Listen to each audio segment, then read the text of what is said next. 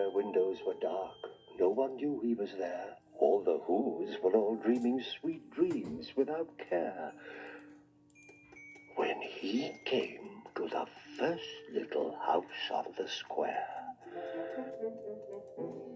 This is stop number 1, the old Grinchy Claus hissed as he climbed to the roof, empty bags in his fist.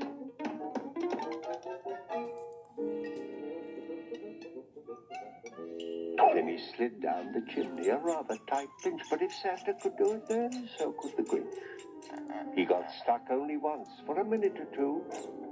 Then he stuck his head out of the fireplace flue where the little Who stockings hung all in a row. These stockings, he grinched, are the first things to go.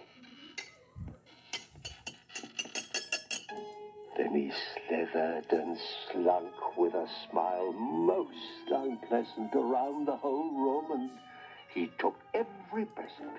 Popguns, pampooners, pantookas and drums, checkerboards, bistlebinks, popcorn and plums. Then he stuffed them in bags. Then the Grinch very nimbly stuffed all the bags one by one up the chimney.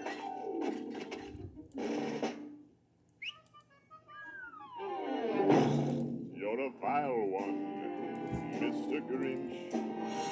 You have termites in your smile. You have all the tender sweetness of a seasick crocodile, Mr. Grinch.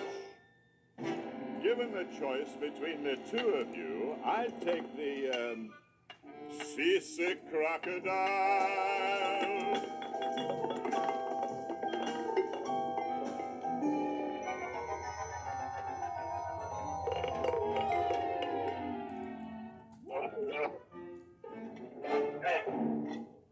You're a rotter, Mr. Grinch. You're the king of sinful sots. You're a hearts of dead tomato splotched with moldy purple spots, Mr. Grinch. You're a three-decker sauerkraut and toadstool sandwich with arsenic sauce.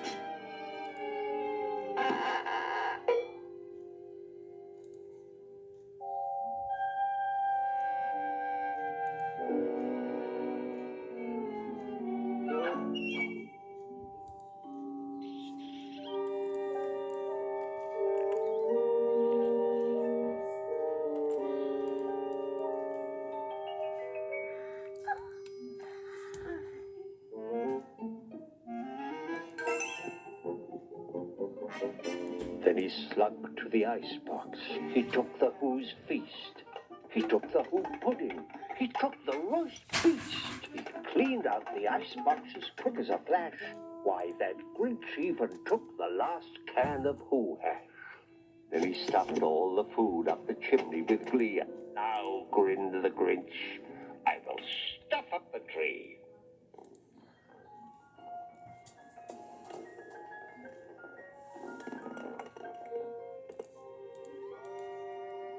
As the Grinch took the tree, as he started to shove, he heard a small sound like the coo of a dove. He turned around fast and he saw a small Who, little Cindy Lou who was no more than 2. She stared at the Grinch and said, Santa Claus, why? Why are you taking our Christmas tree? Why? But you know, that old Grinch was so smart and so slick. He thought of a lie and he thought it up quick. My sweet little tot, The fake Santa Claus lied. there's a light on this tree that won't light on one side. So I'm taking it home to my workshop, my dear. I'll fix it up there, then I'll bring it back here. And his fib fooled the child. Then he patted her head and he got her a drink and he sent her to bed. And when Cindy Lou Who was in bed with her cup, he crept to the chimney and stuffed the tree up. Then he went up the chimney himself, the old liar, and the last thing he took was the log for their fire. On their walls he left nothing but hooks and some wire. And the one speck of food that he left in the house was a crumb that was even too small for a mouse.